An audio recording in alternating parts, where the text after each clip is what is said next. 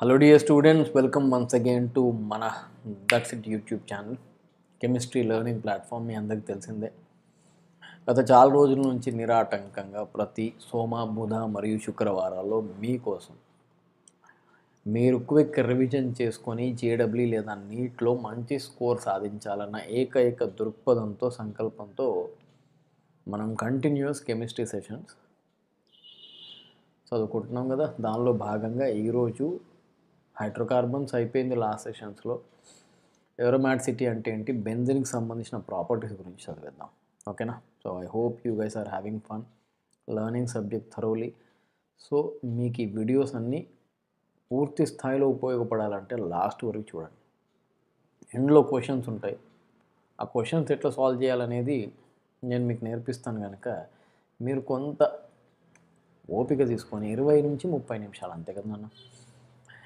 So ఏరోమాటిసిటీ అవునా కదా, ఒకప్పుడు సైక్లిక్ కాంపౌండ్ క్లాసిఫికేషన్ చేసినప్పుడు కాంపౌండ్స్ని వాటి ఎరోమా స్మెల్ని బట్టి, ఇప్పుడు కొత్తిమీర ఆకు, పుదీనా ఆకు, లేకపోతే యూకలిప్టస్ ఆయిల్ కావచ్చు, టీ, కాఫీ, నికోటిన్ లాంటి పదార్థాల నుంచి వచ్చే ఒక రకమైన క్యారెక్టరిస్టిక్ స్మెల్ ఆర్డర్ని బట్టి కాంపౌండ్ని క్లాసిఫై చేసేవారు. మరి కాంపౌండ్కి సంబంధించిన మాలిక్యులర్ ఫార్ములా లేదా స్ట్రక్చరల్ ఫార్ములా ఇచ్చినప్పుడు దాని వాసన చూసి మనం చేయలేంగా. దీనికి ఏదో కండిషన్స్ పెట్టాలి. అంటే ఒక కాంపౌండ్ ఏరోమాటిక్ అవ్వడానికి, అది స్టేబులా కాదా అని డిసైడ్ చేయడానికి కొన్ని సెట్ ఆఫ్ రూల్స్ ఉంటాయి. వాటిని హకెల్స్ రూల్ అంటారు.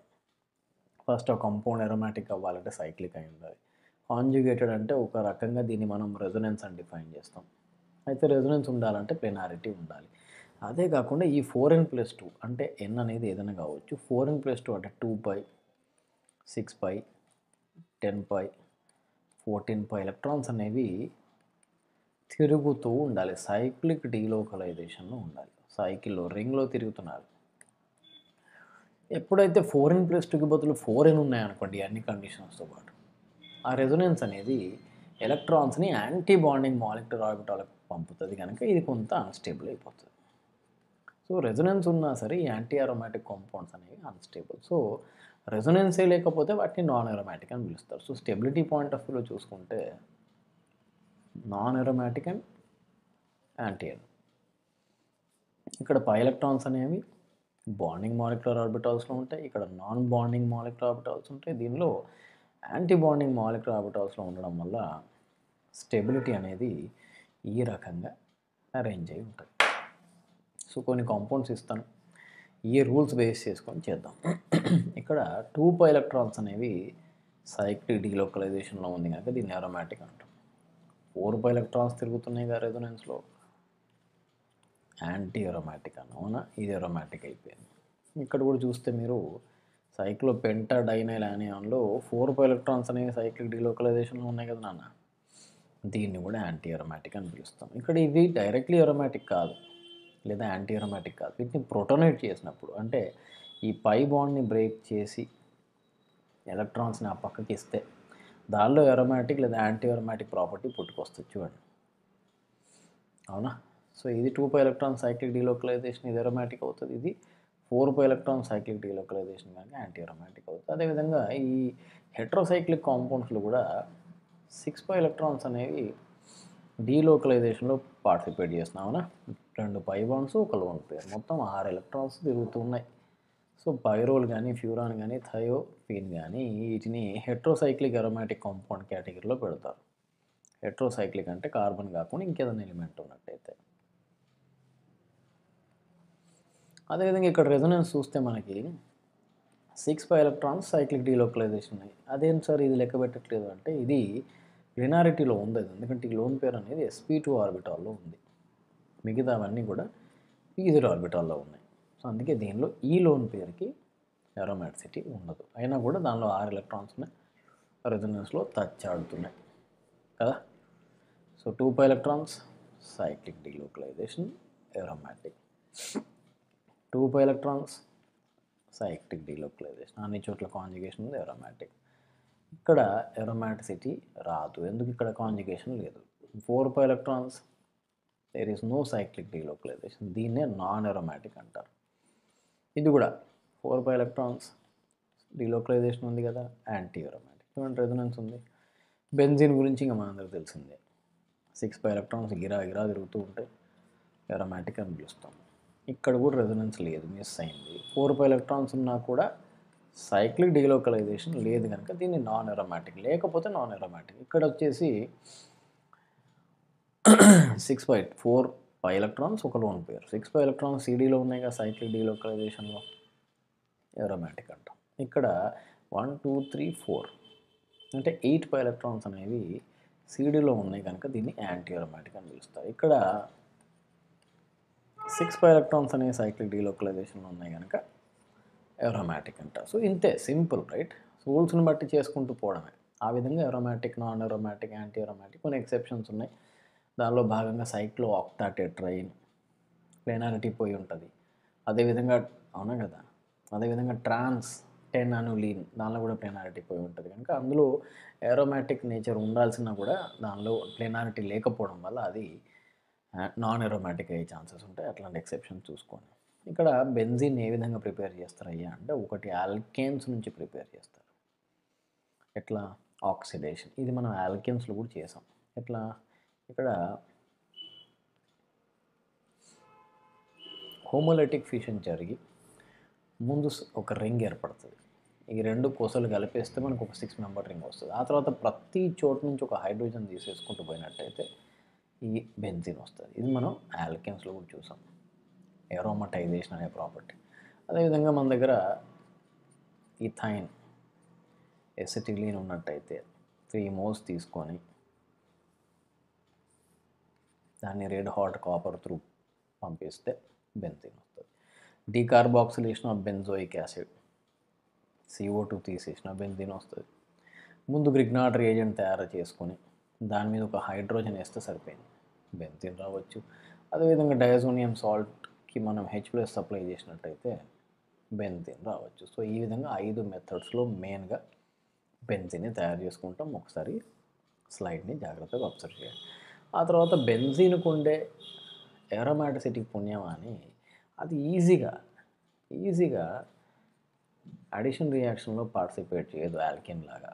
సార్ పై బాండ్స్ ఉన్నాయి కదా, పై బాండ్స్ ఉంటే మీరే ఆల్కిన్స్లో చెప్పారు కదా ఎలక్ట్రోఫిలిక్ ఎడిషన్లో లేదా ఫ్రీ రాడికల్ ఎడిషన్లో పార్టిసిపేట్ చేస్తుంది అంటే ఇక్కడ చేయదు. ఎందుకంటే ఇక్కడ దీనిలో ఉండే అరోమాటిసిటీ అనేది గాయమైపోయింది. సో అది దాని స్టెబిలిటీకి భంగం కలిగి ఏ పని చేయదు. సో అరోమాటిసిటీ అనేది పోతుంది కనుక అందుకే benzene despite being called as cyclohexatriene అని పిలుస్తాం దాన్ని, కానీ ఇది ఆల్కీన్ ప్రాపర్టీస్ ఉండవు దీనిలో. ఇక్కడ ఇది ఏం పార్టిసిపేట్ చేస్తుంది అంటే హైడ్రోజన్ ప్లేస్లో ఎలక్ట్రోఫైల్ వచ్చి కూర్చుంటుంది. ఫస్ట్ స్టెప్లో మీకు ఒక స్టేబుల్ ఇంటర్మీడియట్ వస్తుంది, దాని పేరు ఇరీనియం అయాన్. సెకండ్ స్టెప్లో దాని నుంచి హైడ్రోజన్ తీసేస్తాం బేస్ వాడి, ఓకేనా. సో ఇట్లా 2 స్టెప్ మెకానిజం. దీన్ని అడిషన్ ఎలిమినేషన్ అని కూడా అంటారు. ఇక్కడ యాడ్ చేస్తున్నాం, ఇక్కడ హైడ్రోజన్ తీసేస్తున్నాం. ఎలక్ట్రోఫిలిక్ అరోమాటిక్ సబ్స్టిట్యూషన్ రియాక్షన్స్ ఇవి. అంటే బెంజిన్ తీసుకొని నువ్వు దీని మీద కాన్సన్ట్రేటెడ్ HNO3 అండ్ H2SO4 వేసినట్టయితే ఎలక్ట్రోఫైల్ NO2+ అటాక్ ఇచ్చి నైట్రోబెంజిన్ ఇస్తుంది. అదేవిధంగా నువ్వు ఇక్కడ పొగలుగక్కే ఫ్యూమింగ్ సల్ఫ్యూరిక్ యాసిడ్ అంటే వెరీ కాన్సన్ట్రేటెడ్ ఇస్తే ఇక్కడ ఎలక్ట్రోఫైల్ వచ్చేసి SO3H కాదు, వచ్చే ప్రోడక్ట్ మాత్రం SO3H, బెంజిన్ సల్ఫోనిక్ యాసిడ్ వస్తుంది. దీని మీద మనం ఆల్కైల్ హాలైడ్ వేసినట్టయితే in presence of Lewis acid arenes వస్తాయి. ఆ తర్వాత దీని మీద యాసిడ్ హాలైడ్ వేసినట్టయితే in presence of Lewis acid halides వస్తాయి, కీటోన్స్ వస్తాయి. అదేవిధంగా దీని మీద మనం halogen presence of Lewis acid వేసినట్టయితే హాలోబెంజిన్స్ వస్తాయి. ఇవన్నీ మీరు IPE అంటే ఇంటర్మీడియట్ ఎగ్జామ్స్లోనే చదివేశారు, ఇక్కడ ఎక్కువ డీటెయిల్లోకి పోవట్లేదు. There are more important points to be covered, alright. So ఇక్కడ బెంజిన్ మీద ఏ సబ్స్టిట్యూషన్ లేనప్పుడేమో మీరు ఎక్కడ వేసినా సరే 6కు 6 హైడ్రోజన్లు అనేవి సేమ్ కదా, ఏ సబ్స్టిట్యూషన్ లేదు ఇక్కడ, అన్నీ ఒకటే. కానీ బెంజిన్ మీద ఆల్రెడీ ఒక గ్రూప్ కూర్చొని ఉందనుకోండి, దాని పెత్తనం ఉంటుంది, అది చెప్తుంది ఎలక్ట్రోఫైల్కి నువ్వు ఎక్కడికి పోవాలి అనేది. దేని మీద డిపెండ్ అయ్యి చెప్తుంది? ఇరీనియం అయాన్ స్టెబిలిటీని చెప్తుంది. సో ఎలక్ట్రాన్ రిలీజింగ్ గ్రూప్ అయితే ఇది ఆర్తో పారా డైరెక్టింగ్ అంటాం. విత్ డ్రాయింగ్ గ్రూప్ అయితే మెటా డైరెక్టింగ్ అంటాం. అవునా? అంటే గుర్తుపెట్టుకున్నానా? +m షో చేసే ఏ గ్రూప్ అయినా సరే, అంటే లోన్ పేరు ఉన్నది ఏదైనా సరే,